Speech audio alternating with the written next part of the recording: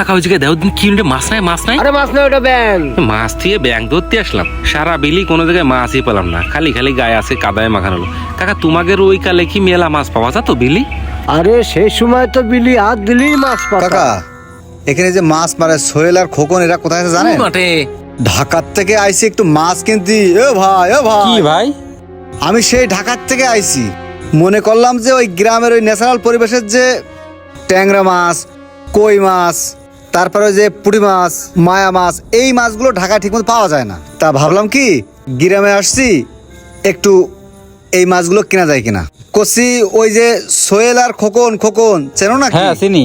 তাই একজনের কাছে জিজ্ঞেস করলাম, বলে কি ওই মাঠে। হ্যাঁ চিনি, মাছ ধরে বেড়ে। হ্যাঁ, হ্যাঁ, হ্যাঁ। হ্যাঁ ভাই, আমি একটু আগে দেখলাম ওই যে ভিতরের দিকে আছে না, ওই জায়গায় মানে মাছ ধরছিল। আপনি সামনে আগে যান, পাইয়ে যাবেন। আচ্ছা ঠিক আছে, তাহলে আমি একটু যেয়ে দেখি। আচ্ছা যান, এই পাশে চলে যান। আচ্ছা ওই সুতা আপনি কেটে ভালো পাইয়ে যাবেন। থাকেন। তোমাদের সময় যে মাছ টাছ পাওয়া যেত সেগুলো হয়ে গেছে এখন গল্প, বুঝতে পারিস কাকা? ভবিষ্যতে সব ইতিহাস হয়ে থাকবে। এই দাঁড়াও দাঁড়াও দাঁড়াও। কি হয়েছে ভাই? এই তোমরা সোহেল আর খোকনটা চেনো নাকি? ভাই সোহেল আর খোকন রে দিয়ে কি করবেন? আমি সোহেল আর ইনি খোকন। ও আচ্ছা আচ্ছা, শুনলাম নাকি তোমরা বিলেত থেকে বলে মাছ ধরো। আমার আবার তাজা মাছ খাওয়ার একটু অভ্যেস আছে। তা ঢাকা থেকে আসলাম, গ্রামে এসে কোনো জায়গায় পাচ্ছি না ছোট ছোট মাছগুলো। তা আবার তোমাদের কথা শুনে চলে আসলাম। তা মাছ টাছ পাইছো নাকি?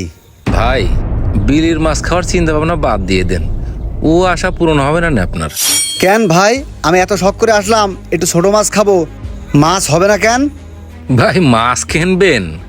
সারা মাঠ ঘুরে আসলাম, এদের ব্যাগ পুরো খালি, কোনো মাছ নেই। ভাই কাকা কিছু কও না কেন তুমি? মাছ টাছ এখন পাওয়া যাচ্ছে না, এখন মাঠে আর মাছ নেই। কেন মাছ কি তোমরা বিলিতে সব ধরে ফেলেছো নাকি, যে এখন আর মাছ হবে না? আরে বাপু, তোমরা যে বিলির মাছ খাবা, সে মাছ টাছ তো এখন আর নেই, খাবা কমতে। কেন কাকা, কি কাজ করতেছি আমরা যে বিলির মাছ থাকবে না? আরে বাপু, আগে বিলি বিঘে কয় মন ধান হতো, এখন কট্টু খাচ্ছে, তোমরা কও। কাকা বুঝলাম না, ধানের সাথে বিলের মাছের কি সম্পর্ক? ভাই বিলির মাছের সাথে ধানের কি সম্পর্ক আমি আপনারা বুঝেই বলতেছি। শোনেন, আগে আমাকে ছোটবেলায় দেখতাম বাপ চাচারা ধান লাগাতো মাঠে, ধান অত কটটুক, ওই বিঘেই 6 মন 7 মন।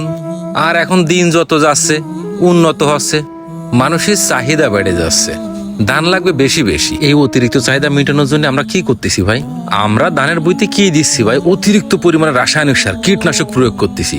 আর এই রাসায়নিক সারগুলো যাচ্ছে কোন জায়গায়? মাটিতেই যাচ্ছে। ভাই একটা জিনিস বুঝেন, এই মাছ, বিলির মাছ, এরা থাকে মাটিতেই। আপনারা আর একটু ক্লিয়ার করি, আমাদের এই বিলির মাছ যখন পানি শুকিয়ে যায় তখন কোথায় থাকে? এই মাটির তলেই থাকে। হ্যাঁ তাই তো।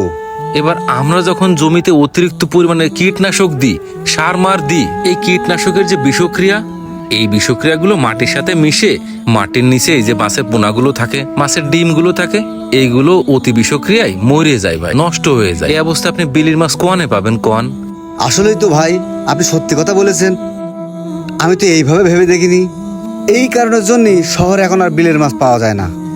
হ্যাঁ ভাই, এই জন্য আপনারা শহরের বিলির মাছ টাছ পান না। এই যে দেন, সকালবেলায় গেছি 2 বাপ্পই, একদম পুরো ব্যাগ খালি, সারা গায়ে কাদায় খালি মাখাইছি, মাছ আর পাইনি ভাই।